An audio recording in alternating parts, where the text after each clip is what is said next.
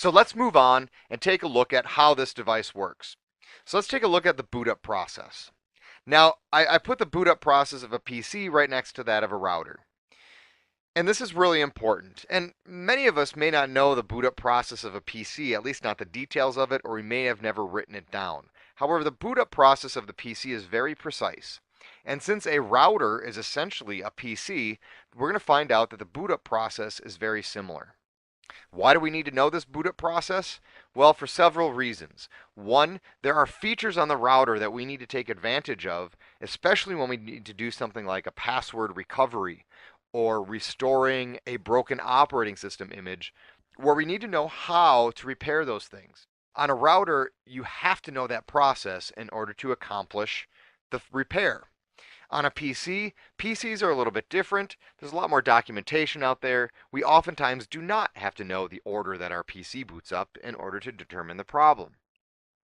So, let's take a look. So, on both the PC and the router, the very first process is post. What the heck is post?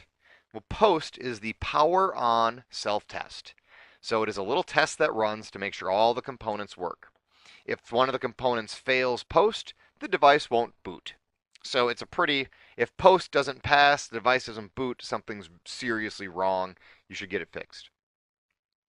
After post runs on a PC, the next thing it loads is the basic input-output system, BIOS. Right? The BIOS is the basic set of instructions to get the system running. So the idea is this: we have a bunch of hardware in our system, and in order to use the hardware, we need an operating system. But in order to get the operating system loaded on the hardware, we kind of need an operating system to tell us where the hardware is. But in order to put the operating system on the hardware, we need an operating system to do that. So you end up in this catch-22 of needing an operating system to get the operating system installed, but you can't get the operating system installed because there's no operating system. BIOS is this kind of kickstart to that whole system. It loads a very minimal set of instructions into memory that can then be used to call the operating system on the PC. So once BIOS loads, it finds the operating system, and it does that through looking through all the drives on the PC. And you as the user get to specify the order that your PC looks through the drives to find an operating system. For example, you can have the BIOS set up so that your PC first boots from a USB drive, then from a CD-ROM drive if you have one installed, and then after that it'll boot from this hard drive, and if the hard drive isn't there, then maybe it will try to do a network boot. So inside of BIOS we specify the boot order, and we can run multiple operating systems from multiple different devices on that PC. So after BIOS loads, it loads the operating system. And that operating system, like I just said, can come from many sources. After the operating system loads, the final step on the PC then is to possibly log in and then load your personal settings. The operating system here could be Windows 7, it could be Linux, it could be Mac, or a whole host of other OSs that may be proprietary to that particular system. On the router now. The router goes through the same exact process. It first loads post. Post, power on self-test, checks the hardware. After post is done, loads the bootstrap. Bootstrap is the BIOS. We just call it bootstrap on the router. And if you think about it, bootstrap is an appropriate term for it because you got to pick yourself up by the bootstrap sometimes to get going. And that's exactly what the bootstrap is doing. It's ending that cycle of needing an operating system to use the hardware. So we pick ourselves up by the bootstraps, and then the bootstrap loads iOS. Cisco's version of iOS, the internetworking operating system, which let me add, is completely different than Apple's iOS. Completely. They are not even remotely close. They are written by different people, have different purposes, don't even overlap in any way, shape, or form, except for the name. That is it. They are alike in name alone. So this internetworking operating system is what drives the router. It's what handles routing. It's what gives us the ability to configure information on the device. It lets us filter traffic. It is literally the operating system that allows us to do work on the router.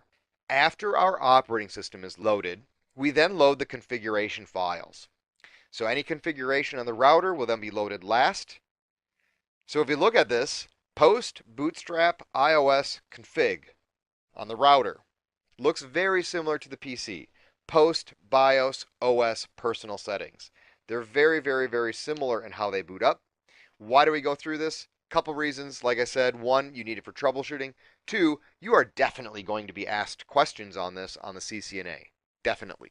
So you should study it up and know the process.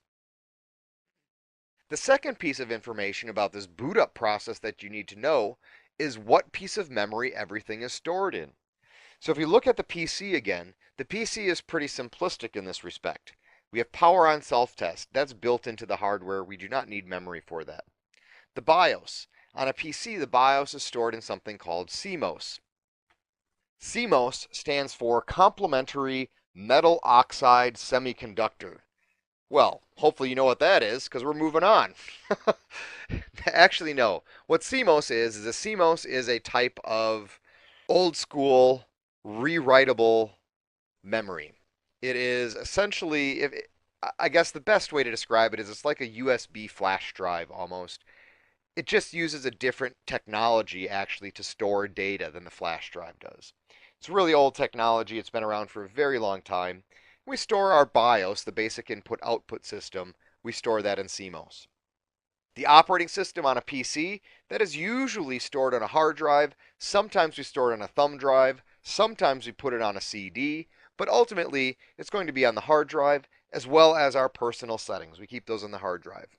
And on a PC, it does a pretty good job of managing that for the end user. We've gotten really good with consumer users to help them manage their disk space and where files are located and things like that. On the router side, Cisco didn't give much concern about that, so we have a little bit more complicated system, although it's not really more complicated, it's just that we got used to this graphical user interface on PCs, at least most of us did. And when we got used to that, we forgot that there is this whole command structure in the background that's actually implementing all the things that are happening when we click our mouse on the screen. So the router kind of abandons that idea of the graphical user interface, so we just have to relearn how to access the same information that we access on the PC with iOS. All right, let's take a look at the router and how it boots up and what memory is used. Post, once again, is built into the hardware. No memory required for that.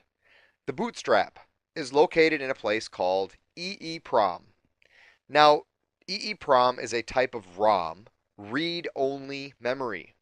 But it's a type of read-only memory that's actually a contradiction of itself because EEPROM stands for electronically erasable, programmable, read-only memory. So it's read-only memory that we can erase and rewrite to, much like CMOS. iOS, the Internet Working Operating System, is stored in flash. And that flash memory is just like the flash memory of a USB drive. As a matter of fact, on a lot of routers, it's going to be stored as the old school compact flash card that you used in old school digital cameras. So we store our iOS in flash, and then last we store our configuration file in this strange little piece of RAM called NVRAM. Now RAM is random access memory. It is the memory we use on our PC or the router while the device is running. So RAM, not NVRAM, but RAM, random access memory, is what we use on our devices to temporarily store information while the device is powered on. Once we turn the power off to the device, all of our brains of our memory, the RAM, disappears. So our RAM goes away when the power is off. When the power comes back on, we reload the RAM and we start using it again. NVRAM, non-volatile RAM, what happens there is we use that to store very small files on our system that we don't want to have erased when the router is turned off. So NVRAM works kind of like flash in this respect, in that it's storing information in this small little piece of hardware on the board of the router to keep our configuration file.